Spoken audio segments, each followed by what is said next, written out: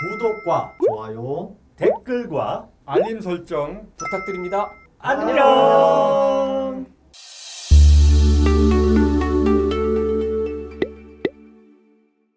두 번째 토크 주제가 이제 시작됩니다. 바로 우리가 살고 있는 이 경기도의 노동이사제는 어디까지 왔을까라는 것인데요. 앞서 소개했던 것처럼 이끌림의 조상인 우리 김강식 의원님과 바로 여기 경기도 도립국악단의 상임 단원이신 우리 어경주 노동이사님과 함께 이야기를 한번 풀어가 보도록 할 건데요.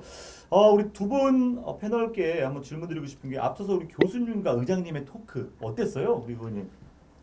패널로 왔는데 이게 좀 공부하는 느낌이었고요. 제가 요 준비하면서 좀 공부도 좀 했는데 또 그런 데서 보이지 않던 내용들이 많이 담겨 있어서 제 나름대로는 또 의미 있는 그 말씀들이었다라고 생각합니다. 우리 어경준 의장님은요? 김상봉 교수님을 아까 소개해드렸던 것이 노동이사들의 멘토다 이렇게 소개해드렸잖아요. 네. 근데 사실은 그 지면을 통해서만 사실 뵙고 오늘 사실 처음 뵀어요. 예. 근데 정말 우리 경기도 노동이사들의 든든한 우물을 만났다. 네, 그렇게 말씀드리고 싶네요. 아이고, 이렇게 또 만남을 통해서 훈훈한 또 분위기를 연출을 했습니다. 자, 이제 두 번째 주제로 바로 넘어가도록 할 건데요. 경기도 노동이사제 어디까지 왔어? 라는 주제입니다.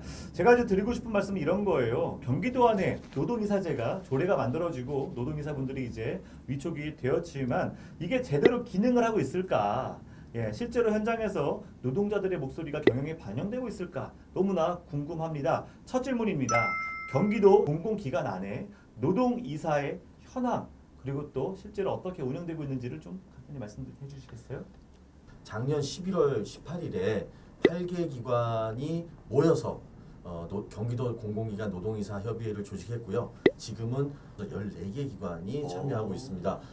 저희 협의회는 의장단, 그래서 제가 의장을 맡고 있고 부의장, 그다음에 사무국장 이렇게 의장단이 있고 정책기획위원회, 그다음에 대외협력위원회 이렇게 해서 2개의 분과위원회를 조직해서 활동하고 있습니다.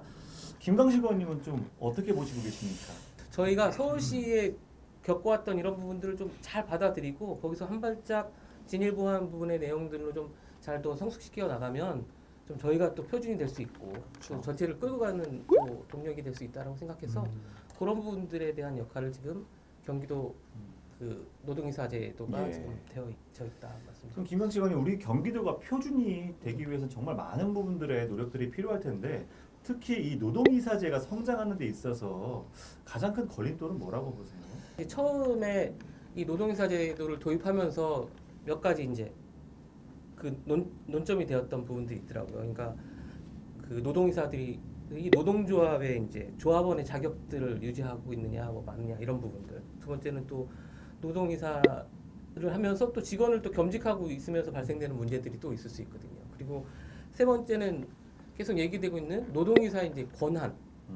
그 다음에 마지막으로 이제 노동이사의 활동에 대한 지원에 대한 부분들이 지금 현재 이렇게 풀어야 될 이제 숙제 같은 것들인 것 같아요. 사실은 노동이사제도가 이제 도입 취지에 맞게 이제 활동되거나 아니면 그 부분이 작동할 수 있도록 하려면 이 노동이사의 권한과 책임을 좀 명확하게 할 필요가 좀 있다. 그리고 그 노동이사에 선출하고 그 다음에 활동하고 그런 권한이나 이런 것들에 대해서 차별적인 부분이 있을 수 있거든요. 적극적으로 우리가 좀 세부적 운영 지침들을 만들어서 좀 적용시켜줘야 되는 건 아닌가. 기준을 세워야 된다는 그런 부분이 좀 있고 어떤 데까지가 권한이고 어떤 데까지가 역할인가에 대한 부분들을 좀 학습할 수 있는 그리고 언제든지 누구든지 또 노동이사가 될 수도 있는 부분들이기 때문에 그런 교육들을 통해서 그 노동이사 제도를 좀 더 발전시켜 나가고 참여할 수 있는 기회를 줘야 된다. 그리고 마지막으로 말하자면 이제 경영자들도 이 노동이사제랑 같이 협력하고 협업하고 상생해야 되는 부분들이 있는데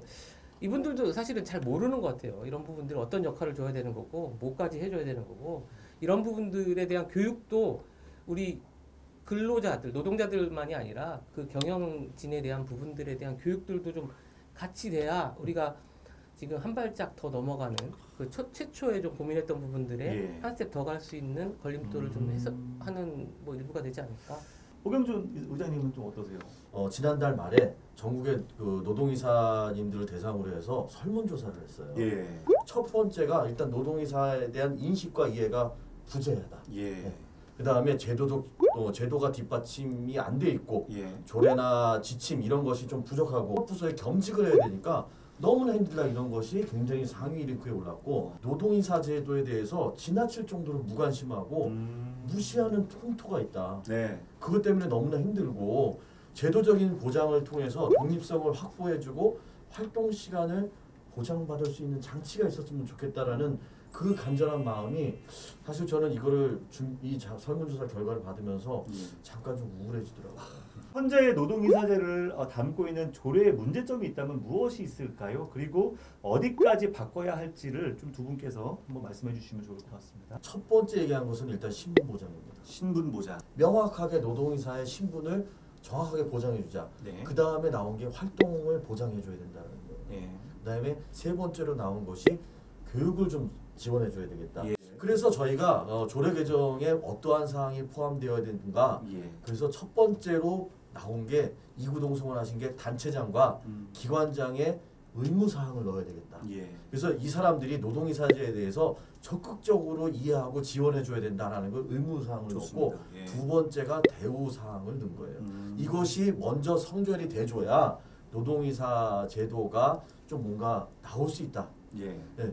규정들을 명확하게 좀 제도화시켜서 해야 지금 24개 있는 기관들이 앞으로 다 도입이 될 수도 있는데 각각의 기관의 상황에 따라서 달리 적용된다면 이거는 또 다른 또 문제가 있을 수도 있다라는 네. 생각이 들거든요. 이런 조례를 만들다 보니까 이런 질문을 많이 받아요. 아니 노동이사는 비상임 이사잖아.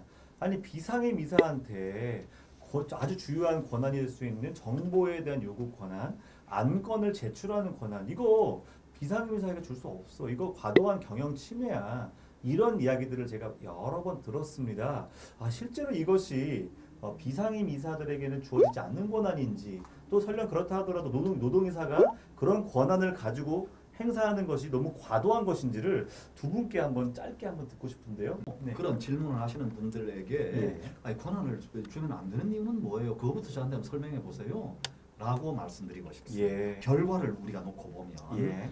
내부의 종업원들 또는 노동자들이 경영에 같이 참여하는 것이 가장 안전합니다. 예. 노동자들에게 이사진에 참여할 수 있는 권한을 준다라고 하는 건 다른 무엇보다도 어떤 효과가 있는 권한이 의사결정 또는 논의 구조의 합리성에 있습니다. 예. 네. 한 사람이 거기 있음으로 해서 공적으로 합리적으로 그 다음에 공정하게 이루어질 수 있다라고 하는 걸 예. 한 번 더 말씀드립니다. 노동이사의 권한 부분 사실은 따져보면 가장 기본적인 이사회 일원으로서 보드 멤버로서 할 수 있는 경영 정보나 이사의 어떤 그 안건에 대한 정보 부분도 네. 당연한 권리고 이런 부분들은 시민이나 도민들한테 충분히 정보 공개도 할 수 있는 부분인데 왜 노동이사한테 이런 부분들을 100% 오픈하지 않고 숨기려고 하는지 이런 부분은 좀 문제가 될 것 같고요.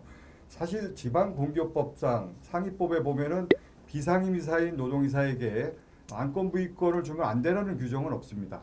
그래서 저희도 이제 그 서울시와 또는 협의를 하면서 대안으로 만든 것이 노동이사가 안건 부의권을 줄 수 있대 부서를 통해서 안건 부의를 할 수 있는 부분이고요. 여러 가지 직원들이 생각하는 내용들을 현장성을 담아서 분명히 전달할 수 있고 예. 그런 부분들이 노동이사로서 역할을 해낼 수 있는 예. 가장 중요한 포인트 중에 하나라고 생각을 하고 있습니다. 일단은 일터에서 노동자들이 물건이 아니라 사람으로 대접받기 위해서 네네. 이게 필요한 한 사람이다. 한 사람이 목소리다. 라고 하는 걸 꼭 말씀드리고 싶습니다. 이제 마지막으로 제가 네 분께 공통되게 좀 드리고 싶은 질문인데요. 이 경기도 노동이사제 어디까지 가야 할까? 이것에 대한 질문입니다.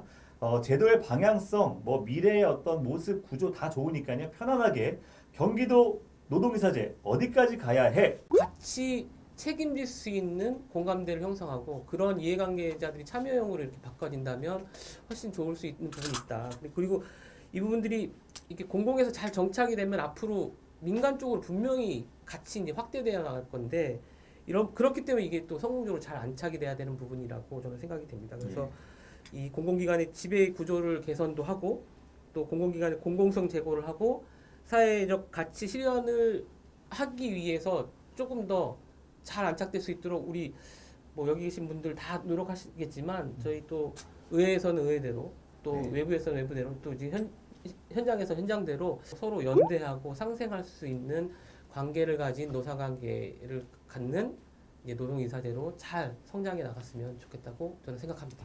각 지자체별로다가 나름대로 성과 있는 노력과 또는 그 제도의 개선을 위해서 노력을 하고 있는데 분명히 현재 입법 조례에 담는 것은 한계가 있다고 보여집니다. 노동사들의 활동 영역과 근간들을 좀 만드는 일들이 가장 시급하지 않을까 이렇게 생각을 하고 있습니다. 알겠습니다. 우리의 일터에서의 삶이 자기 실현이 되고 행복할 수 있도록 그런 삶을 살기 위해서 이제 우리 세상을 한번 같이 한번 바꿔봅시다.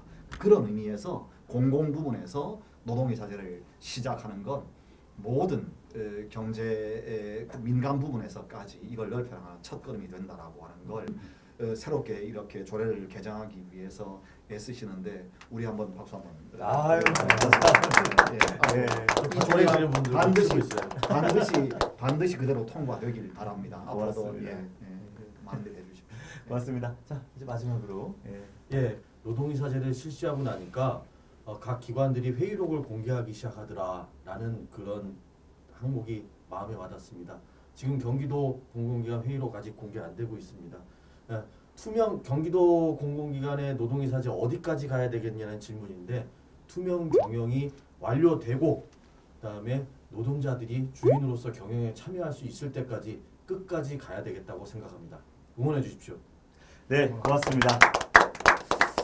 이제까지 우리가 법이 이래서 안 돼, 구조가 이래서 안 되라는 어떤 패배주의적 사고에 있었다면 이제는 법이 그렇더라도 현장이 이렇게 변화하고 있으니 바꿔보자라는 뭔가 긍정적인 흐름으로 바꿔나가고 있다는 생각이 듭니다. 그 선봉장에 서 계신 우리 교수님과 두 분 의장님 또 의원님과 함께 정말 의미 있는 이야기를 한 것 같습니다. 노동이 존중받는 경기도 공공기관이 될 수 있도록 노동이사제 우리 도민 여러분들께서도 많은 관심을 부탁드리겠습니다. 함께해 주신 우리 교수님, 두 분 의장님, 의원님 진심으로 감사를 드립니다. 함께 들어주신 도민 여러분 감사합니다. 고맙습니다. 안녕. 안녕히 계세요.